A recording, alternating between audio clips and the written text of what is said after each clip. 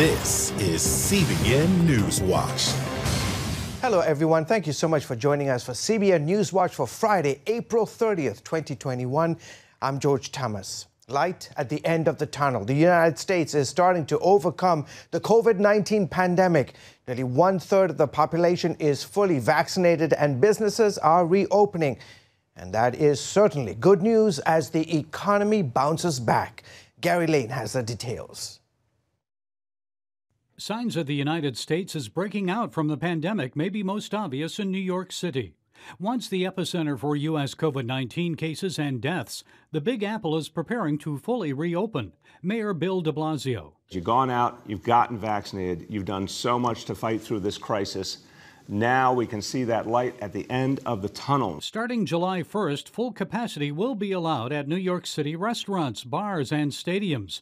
Most Broadway theaters will be allowed to reopen in September. And there's good news nationwide. According to the Centers for Disease Control, 30% of the American population is now fully vaccinated, and more than half of U.S. states have seen a significant decline in new coronavirus cases. The trend is downward, with a reported drop of more than 26% in the last 2 weeks. Soon, the Food and Drug Administration is expected to expand Pfizer vaccine use for children 12 to 15 years of age. But the biggest shot in the arm from all of this is to the U.S. economy. It is recovering quickly at a vigorous annual growth rate of 6.4%. New unemployment claims have dropped to their lowest levels since the start of the pandemic. And government officials say they expect strong, sustained growth, an expansion of 7% for 2021 as a whole. That would be the fastest calendar year growth since the Reagan administration in 1984. While many Americans may be saving their stimulus checks, consumer spending on goods has accelerated to an annual rate of 24%. And more people are starting to spend on services like haircuts, restaurant meals, and travel. U.S. cruises are expected to set sail again starting in July. But vaccinations will be required for 95% of passengers and 98% of the cruise. And in California, closed for more than a year, Disneyland is set to reopen today with limited capacity. I'm really excited just to be back.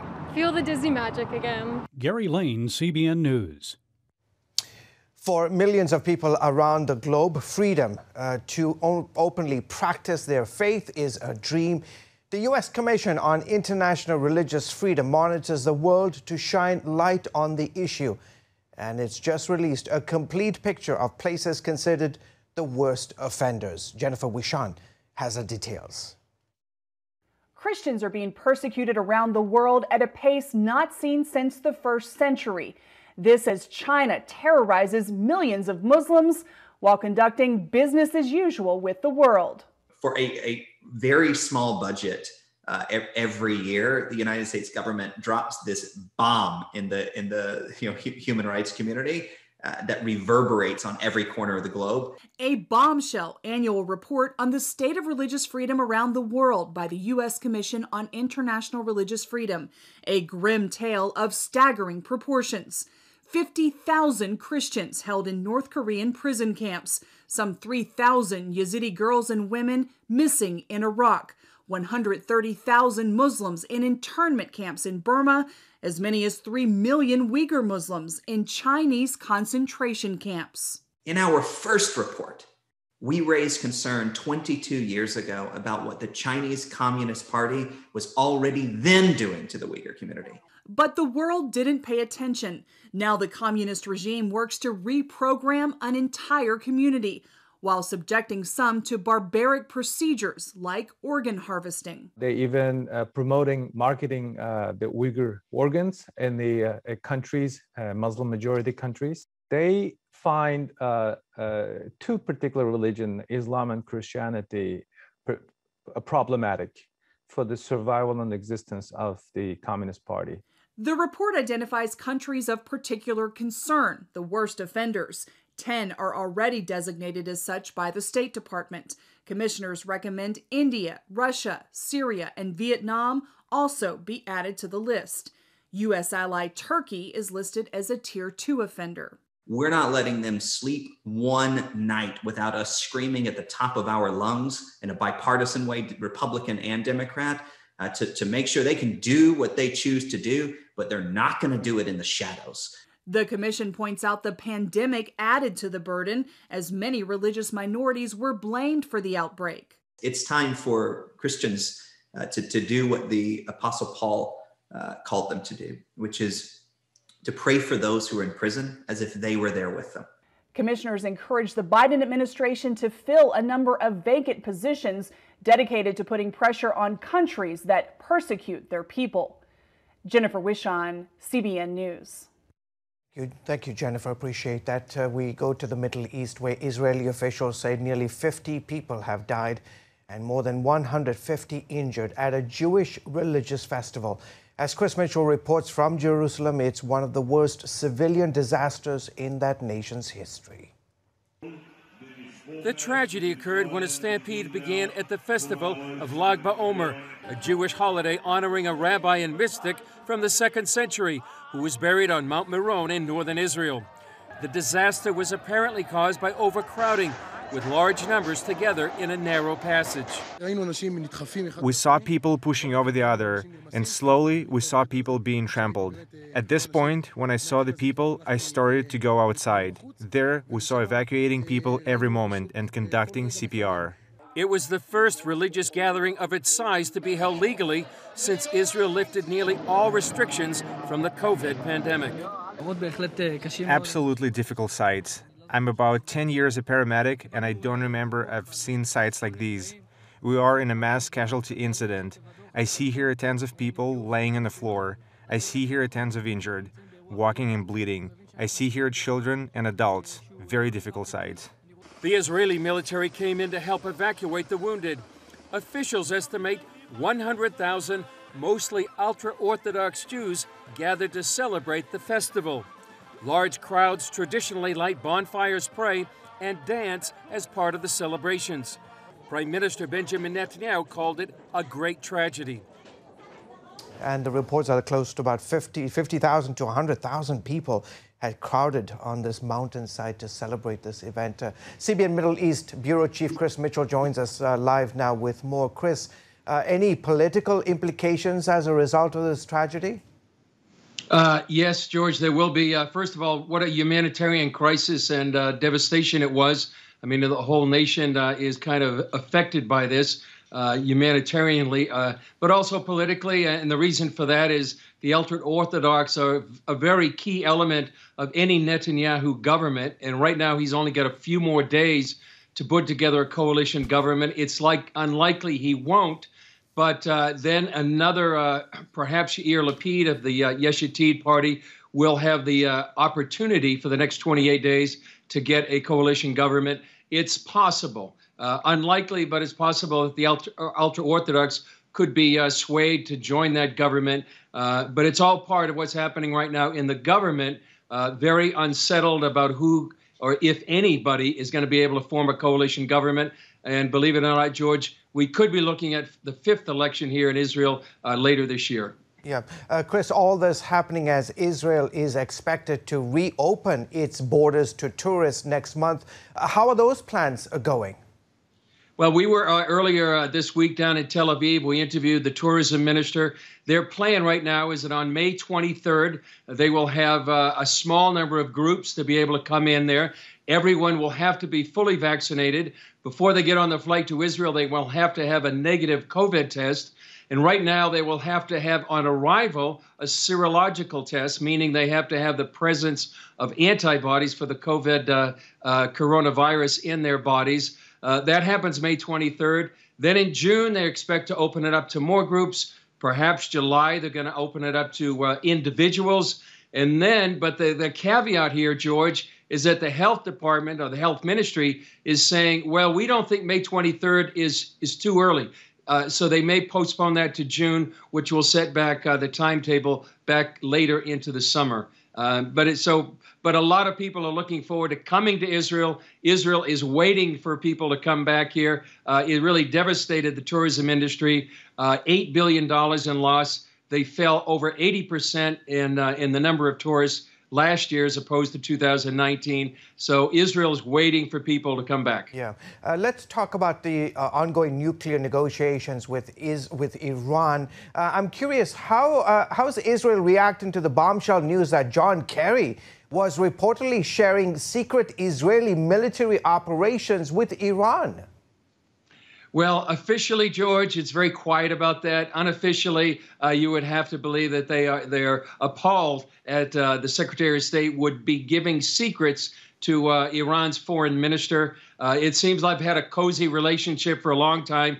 In addition to that, George, I think they're very, very concerned about the willingness of the Biden administration to go and get a renewed Iranian deal at all costs, concerned about the lifting of sanctions, and very, very concerned that the U.S. is putting Israel in a very, very difficult position where they may have to use military force to stop Iran's nuclear program. Okay, real quickly, what can we expect to see on the next Jerusalem Dateline? Well, we have an in-depth story about what's going on here in Jerusalem. There's been a lot of riots here near the Old City, an in-depth look of who and what's behind that.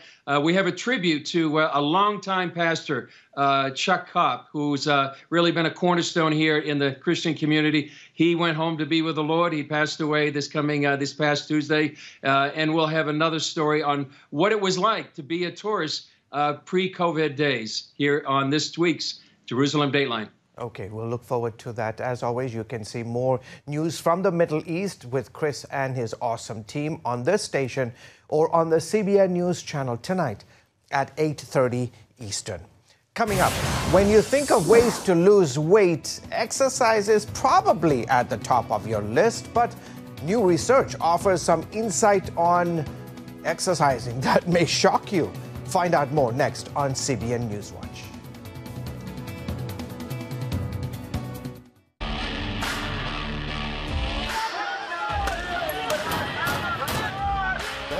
Before you marry is a bad idea.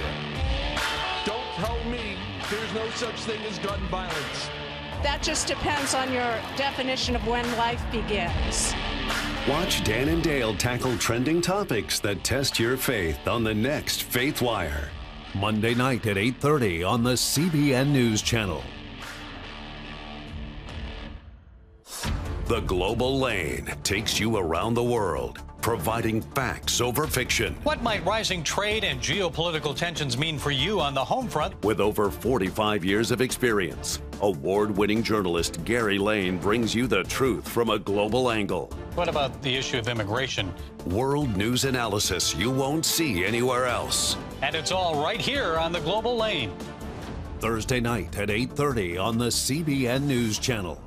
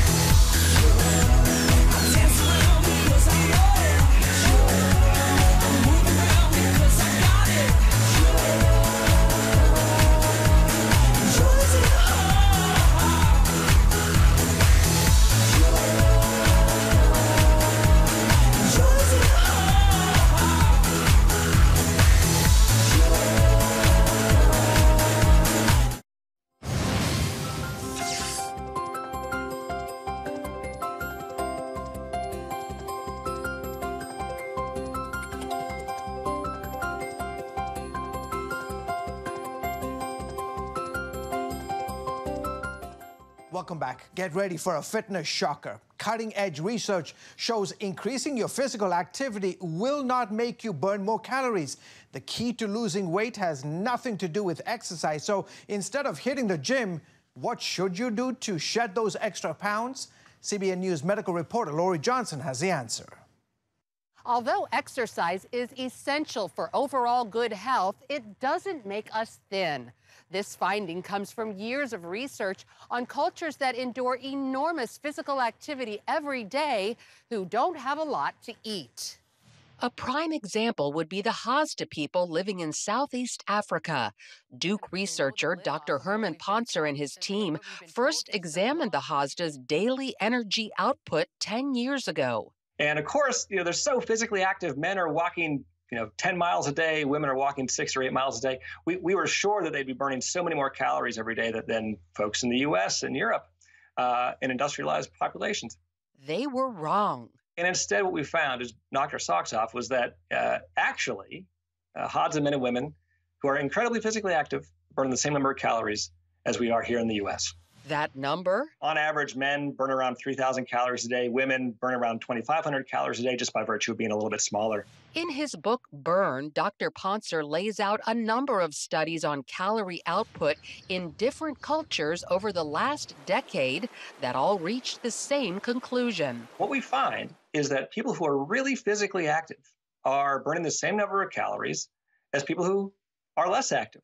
In fact, even more sedentary. To help explain this metabolic mystery, scientists discovered regardless of how much we exercise, we all burn most of our daily calories in ways we don't even notice. Immune function, reproductive function, just staying alive day to day. While exercise remains key to health and a longer life, our body senses our walks and workouts. Your body makes adjustments in those activities and how much it's spending on those activities to make room for physical activity. In light of this discovery, how then do we drop those unwanted pounds? So you want to manage your weight, you want to focus on diet. Scientists tell us our weight is the product of calories in versus calories out. Since the calories out part of the equation is fixed, we're left with managing the calories we take in. But counting them, that can be tricky. It's actually really hard to pay attention to your calories that you eat every day. You forget or you sort of misestimate how much you eat. It happens to everyone. Instead, weigh yourself and adjust your calorie intake based on whether your weight is up or down. The best way to reduce calories? Avoid processed foods. They're literally engineered for you to overconsume. The opposite of processed foods are whole foods that are low in calories and make you feel full. Even though we don't need to exercise to lose weight, we still need to exercise because it helps us fight disease in many ways, like lowering inflammation, strengthening brain function, and improving the cardiovascular system. Lori Johnson, CBN News. Very cool. Still ahead, the NFL draft begins and the excitement is ramping up with potential recruits. We get the latest insights from CBN's sports director, Sean Brown, in a moment. Stay with us, folks.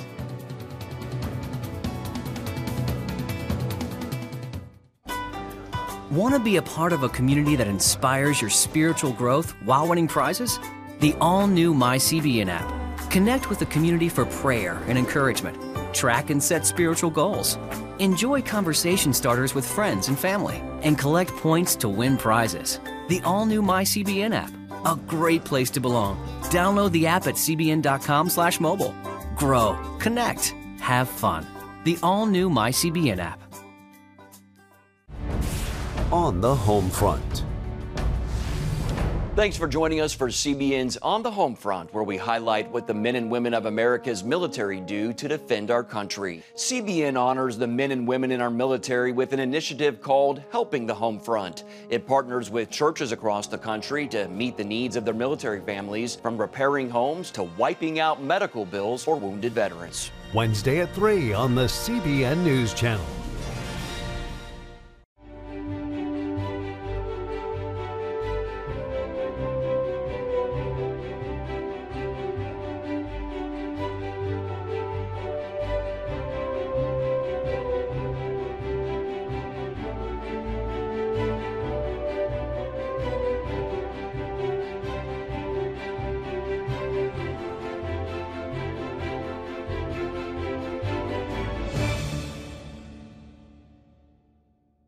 Too often, we carry baggage from our past. You know what it's like. It affects everything and everyone in our lives. It's always there, weighing us down and keeping us from achieving true happiness. But do you know God never meant for us to be trapped in the past? You can be free of your baggage. Learn how God's forgiveness leads to changed lives and new beginnings. Call the 700 Club. Welcome back to the broadcast. The NFL draft started and many fans are anticipating some great picks this year as the organization prepares for the upcoming season. CBN News Sports Director, my man, Sean Brown, joins me now with more. Sean, so what are some takeaways from the beginning of the NFL draft? What are you seeing? Hey, good morning, George. Look, all 32 teams heading into an NFL draft are trying to answer this one question. What guy can we get that's going to make us better? What guy can we get that's going to take us to the next level? What guy can we get to help us win now and get us to the Super Bowl sooner rather than later? Is it a quarterback? Is it a wide receiver? Is it a pass rusher? This year was a quarterback draft. You're talking about Trevor Lawrence, Trey Lance, Justin Fields, Mac Jones, Zach Wilson. What guy is going to be the fit? Of course, without question, Trevor Lawrence was going to go to Jacksonville. The guy can do it that was fantastic. That wasn't a surprise. He can make every throw. He can run. He can lead. Fantastic. What we didn't know was who was going to be the second pick. The second quarterback to go in this draft. Was it going to be Justin Fields or Mac Jones? Because predicting going into this draft, we thought it was going to be one of the three going to the Jets or the 49ers. We just didn't know. Then as of late, Trey Lawrence enters the picture. And so as it fell, Trey Lawrence goes to Jacksonville. Zach Wilson goes to the Jets, which was a surprise. Not a major surprise, but a surprise. The biggest surprise was Trey Lance going to the 49ers because they already have Jimmy Garoppolo who can play. So they're trying to figure out, all right, hey, here's a guy that we can groom right now, maybe head into the future. He's probably not going to replace Jimmy Garoppolo right now, and Kyle Shanahan has already said that. Then we got Justin Fields going to the Bears, Mac Jones, who for a while we were trying to figure out, okay, what's going on with Mac Jones because most predicted he was going to go higher. And for a moment, he was looking like Aaron Rodgers during his draft as he was sliding down the list there. And he ends up getting picked up at number 15 by the New England Patriots, which is a good pick in my opinion. I think that's going to be great. Little bit of quarterback controversy because they already have Cam Newton, of course. Yeah. So we'll have to see how that pans out. But those are the picks. I'm excited about them, man. George, and I was going to say, nonetheless, these are all fantastic, very talented young men, irrespective of where they end up going. Hey, there is a mention that Tim Tebow may be coming back to the NFL. Could you tell us more about this? You know what, George? Tim Tebow is one of the most competitive guys I have ever met. Look, I know you're competitive. I played volleyball against you. You are competitive, something fierce. I'm competitive. Hey, look, GT is competitive, everyone. Don't let the shiny suit fool you. He's competitive. But Tim Tebow, 10 times that. He's partnering with his old coach, Urban Meyer, and to place him with Trevor Lawrence. He may do it, man. I'm excited at 33, but he hasn't played in a few years. So it could be something that we want to see. I'm excited to see how this pans out. That's awesome. Hey, real quickly, what can we expect on the next Going the Distance airing this weekend? You know what? You get to see the full story of St. Louis Cardinals pitcher Daniel Ponce de Leon. I aired a small snippet of his interview before. Now you get the full picture of how he went from a minor league pitcher, life-threatening injury when he was a minor league pitcher, to making it to the majors. It is a great story. He has a great book that details everything called One Line Drive.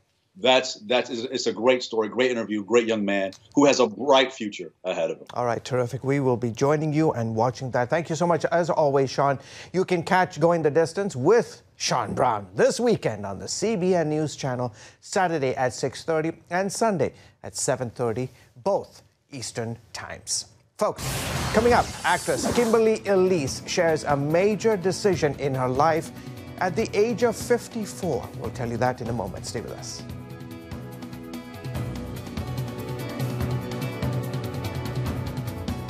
Are you suffering from feeling tired or worn out during the day? Can you not turn off your brain at night? You are not alone. Hi, I'm Dr. Michael Bruce, the Sleep Doctor, and I've partnered with the Christian Broadcasting Network, and we're going to bring you some unbelievable information that you can use tonight to get a better night's rest. Wake up to your best life. Call 1-800-700-7000 or go to CBN.com to get your free copy of Protect Your Sleep today. Nutrition, exercise, essential oils, weight loss, and more. It's Healthy Living with Lori Johnson. Talk about what's in this. Join CBN health reporter Lori Johnson to get the latest information from today's top health experts. This is fantastic. Find out what you need to know to live a healthier life. Watch Healthy Living Tuesday night at 8:30 on the CBN News Channel. Woohoo! Hi, Superbook fans. Here's something else you'll love. It's the new Superbook Bible app. It's packed with games, activities, and Superbook episodes that you can watch for free. Oh no! There's trivia, a fun daily devotional, and answers to your Bible questions. Plus, an easy-to-understand Bible the whole family will enjoy. You can even create your own Superbook character. Ta-da! Whoa! Millsburg Falls man coming. Sorry, pardon me. Sorry, excuse me. Ouch! Are you getting this? Earn super points to win daily prizes too, and so much more. Time to get back to my adventures. See you soon. It's the new Superbook Bible app. Free downloads on iTunes, Google Play, and Amazon. Check out the CBN News Daily Rundown podcast each weekday with me, Caitlin Burke. Click on the show tab at cbnnews.com where you can listen and subscribe. Welcome back. Actress Kimberly Elise celebrated her 54th birthday last week by rededicating her life to Christ. She said on social media, "Though I was first baptized when I was 16 years old, and it was beautiful and powerful as the Holy Spirit filled me, there is something extraordinarily profound to so consciously give one's life to the Lord at my age." She says, like many Christian teens, she wandered back into the world.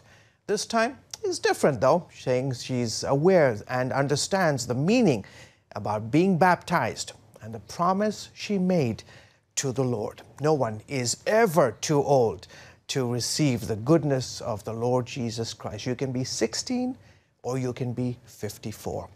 Folks, that's it for this edition of CBN NewsWatch. Remember, you can find more of our news programs on the CBN News Channel anytime or online with cbnnews.com. From all of us here, goodbye and God bless you. See ya. On October 1st, 1961, history was made when a tiny station began transmitting the first signals of the Christian Broadcasting Network. CBN, the Christian Broadcasting Network. And now, a new era has begun with the all-new CBN News Channel. Just moments ago, the Iron Dome intercepted an incoming rocket right on the Gaza border. Administering in this area, spiritual warfare is definitely involved. A 24/7 news network, bringing you the news you want from a source you can trust. In Kenya, 40% of the medical services are actually provided by these Christian hospitals. Let's talk about the economy. Believers here are joining together to win people to Jesus Christ. All your favorite shows now in one place, all day, every day. The CBN News Channel. Download the app or visit cbnnewschannel.com. CBN News.